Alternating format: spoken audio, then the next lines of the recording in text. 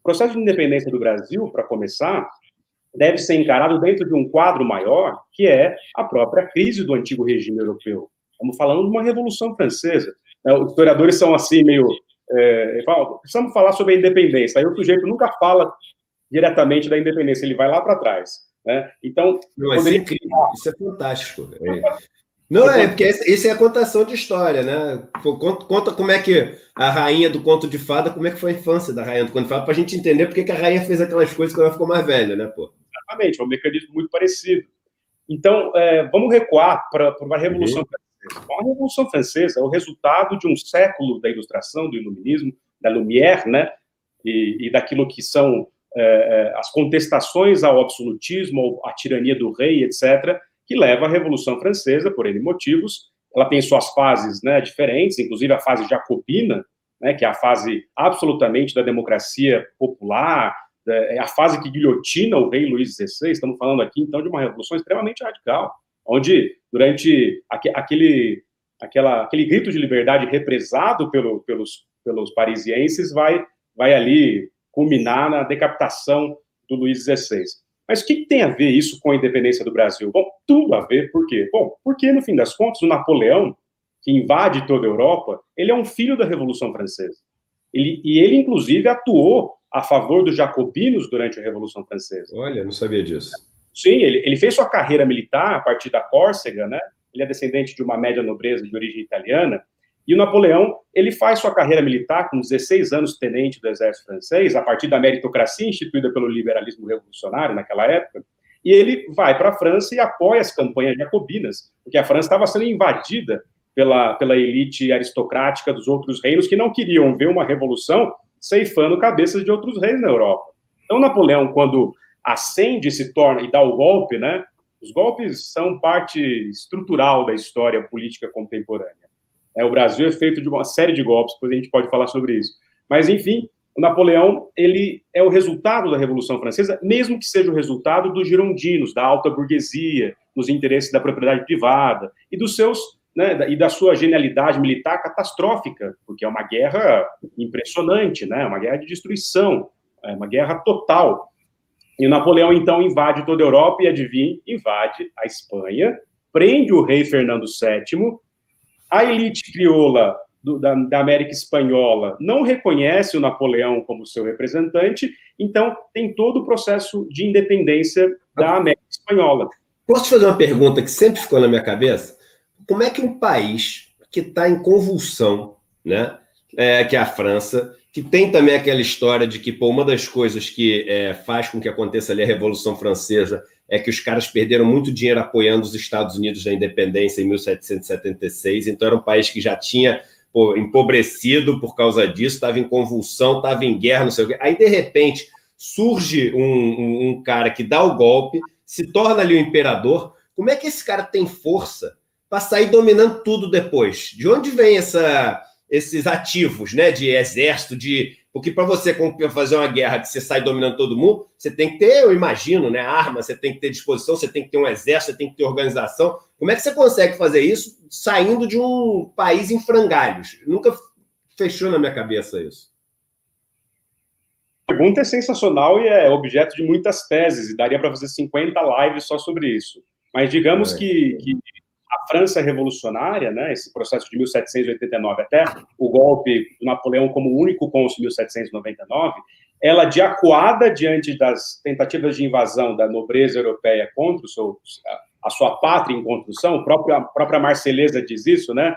Allons enfants de la patrie. Vamos marchar contra o sangue impuro que nos invade. O hino tem essa coisa, né? Inclusive, mas o fato é, eles estavam sendo invadidos. Então, é essencial pensar na Revolução Francesa como o poder que os jacobinos tiveram e a sensibilidade que eles tiveram de delegar o poder ao povo para se armar, para lutar contra os invasores. Então, o Napoleão já representa uma ascensão militar, né, e, claro, autoritária, porque ele dá um golpe de Estado, que é o 18 Brumário de 1799, que o sobrinho dele vai imitar lá em 1851, e o Marx vai escrever sobre isso, que é o 18 Brumário de Luís Bonaparte, que é um livro sensacional. Mas, enfim, o Napoleão, então, já tem forças reunidas ali de uma expansão daquilo que é um processo revolucionário, aquele que o Hegel disse: eu vi a revolução passar a cavalo. Aí ele arregimenta tudo que há de mais, né, digamos, tecnológico e de ponta dentro da própria história do capitalismo industrial em expansão, inclusive em termos de tecnologia da guerra.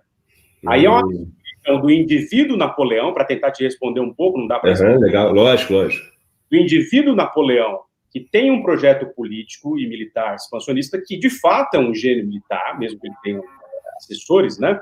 É um gênio militar, mas ele também é resultado de uma expansão do mundo moderno que pode ser chamado de... O Napoleão, quando ele passa a cavalo com a sua revolução, ele é a expansão do poder do capitalismo, da burguesia em ascensão já no mundo que está se tornando um mundo do capitalismo industrial. Ele representa isso, né? Além da sua megalomania, da sua ideia de grandeza, e de uma comparação que ele faz com aquela França lá atrás, né, da monarquia medieval. Querem me comparar com alguém, me comparem com Carlos Magno, que foi o senhor de toda a Europa, né? Porque ele vai se autocoroar imperador dos franceses, diferente do mundo francês medieval, em que o Papa é que coroava. Ele prende o Papa, ou seja, ele é o resultado do poder civil, da crise do antigo regime, tentando articular e construir um novo mundo, que, na verdade, é a construção dos Estados nacionais contemporâneos, na bala, na guerra, na violência. Todas as independências, portanto, das Américas, inclusive a América Portuguesa, do Império Português, é resultado desse processo absolutamente violento e revolucionário de ruptura com o antigo regime. Então, a América Espanhola está rompendo, o Brasil não é um caso isolado. Já tinha a independência das 13 colônias britânicas que formam os United States of America, né, os Estados Unidos. Né? Aí tem a Revolução do Haiti, que é uma revolução absolutamente excepcional e que poucos... Maravilhosa, né? Maravilhosa, né? Ela é uma revolução de independência, mas também liderada pela população negra que era escravizada. Toussaint Louverture.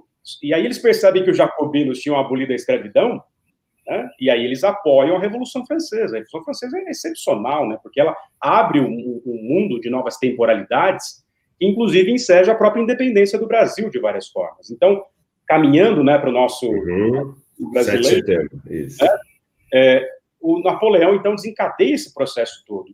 E aí, claro, a independência do Brasil poderia ser considerada assim, desde o começo, a partir de 1808, que é o quê? Que é a vinda da corte para o Brasil, que foge do Napoleão. O pessoal pode esculhambar, pode falar que o Dom João é bundão e que fugiu para o Brasil, deixando lá o seu povo, mas a soberania do Estado português era o rei, a corte portuguesa ainda era absolutista. Então, o príncipe regente, a mãe dele ainda era rainha, né? A Dona Maria, a viradeira, a louca, né? Mas, enfim, ela estava doente, quem regia o trono era o Dom João. E o Dom João faz um acordo com a Inglaterra. Foi uma fuga atabalhoada? Em partes foi, mas teve um projeto ali. E aí eles fogem em novembro de 1807 e vêm mudando a sede do Império Português. Podia estar decadente, mas era um vasto império, para a sua maior colônia, ou seja, o Brasil. E a corte, então, e a sede do Império Português passa a ser o Rio de Janeiro. Bom, muito bem. Ali começa o nosso processo de independência, inserido, então, numa lógica muito maior, que é uma lógica global de crise do antigo regime. E aí, vamos lá. Então, 1808, Dom João VI vem para cá, fugindo, enfim, estrategicamente, mas fugindo das tropas napoleônicas de Napoleão, e aí chega aqui, e aí começa uma pressão, depois de um tempo, para ele voltar. E aí, quando começa a pressão para ele voltar, né, ele volta e deixa aqui o seu filho, né, Dom Pedro I. E aí, como? Porque dizem que aí entra uma hora que é o seguinte, Dom Pedro I começa a se aproximar, né, das elites aqui, aí você tinha as elites, tanto as liberais como conservadoras, as liberais influenciadas, né, pelos movimentos europeus, as conservadoras são aquelas ricas pelo processo que você teve aqui na colonização, as famílias, as oligarquias e etc., mas Dom Pedro I chega e também, estrategicamente, resolve ficar. O quanto Dom Pedro I tem de herói e quanto ele tem de um político do Centrão? Bom, Edu, excelente questão.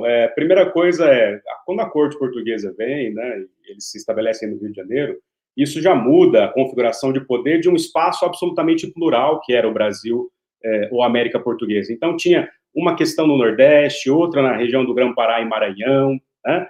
Era uma outra coisa aqui no Centro-Sul, vinculada ao processo minerador, que vai fazer do Rio de Janeiro a capital a partir de 1763, porque antes era Salvador, né? Enfim, tudo isso leva a uma reconfiguração do poder nessa região Centro-Sul do Brasil. E aí a presença da corte aqui é fundamental para isso, né?